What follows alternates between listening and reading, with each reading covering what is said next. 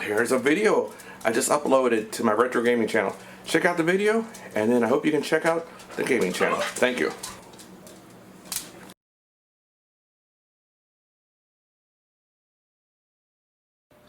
Okay, this video we are down in the basement, and we're going to check out this cool device. It's another device from Backbit. It's another cool device from Eevee at Backbit. Let's just kind of zoom in here. How close can we zoom in with the camera? It's called I call it the PLAster.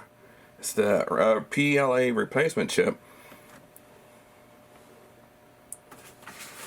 PLA stands for Programmed Logic Array, and it's a really common chip that goes out in a lot of Commodore 64s. If you have a blank screen, this chip could be part of the problem.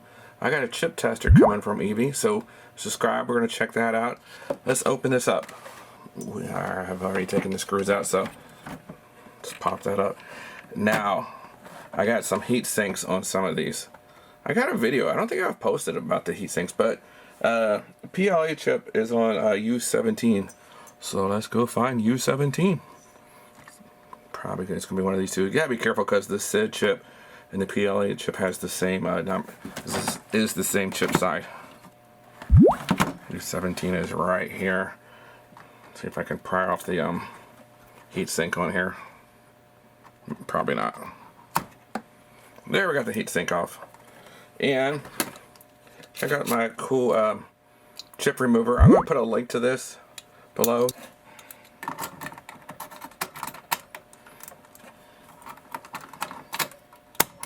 It's like, it works like magic. I'm not kidding you. If you do a lot of work on chips like I do, you need one of those. Alright, so to make sure it's not a SID chip, the number would be 906114, but some of the chips also, there you go, you can kind of read that. Some chips also have, might also say 82S100, so double check that. Also, as we always say, you gotta pay attention to the notch to know which way the chip goes in. And obviously on Eevee's chip, there's a notch. There's a notch right there, so we know which way it faces. Also, the cool thing with the Eevee model is, check this out. It has settings for kernel overrides, which you can use with your Backbit cartridge. Like it says, Backbit cartridge only. So of course I have a Backbit cartridge. This is pretty cool. You should definitely consider getting one of these. I'm not sponsored by Eevee, but she has really cool stuff. I'm going to line this up very carefully before you press down. Make sure both sides of the chips are lined up. And press down. So I got that plugged back in all the way.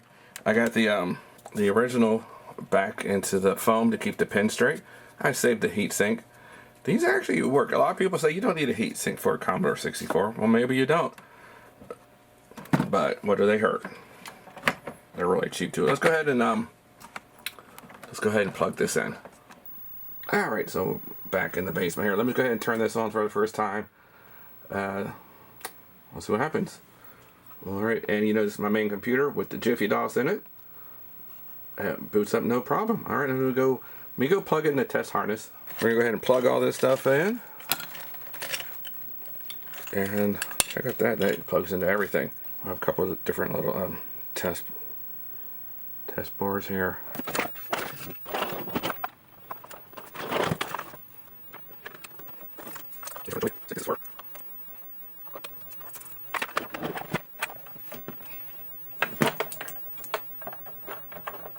So in this kit, I can run the dead test or these different tests here.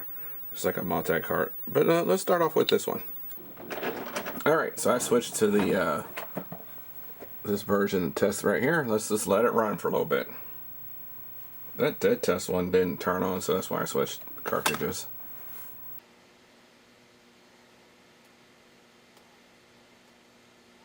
This is when I was looking at the PLA, tested okay. Good to know there, huh, Eevee? As you expected, I'm sure you had no doubt. Let's see here. Sound test.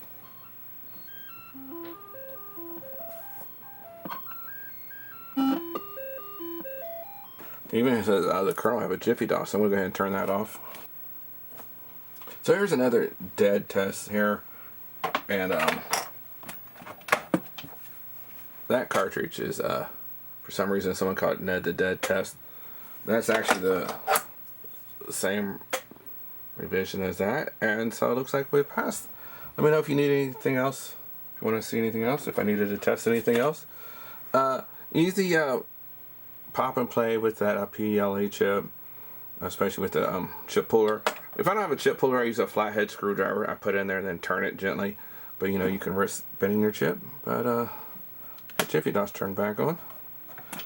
And so there we go. Quick little video, guys. Post below if you have any questions.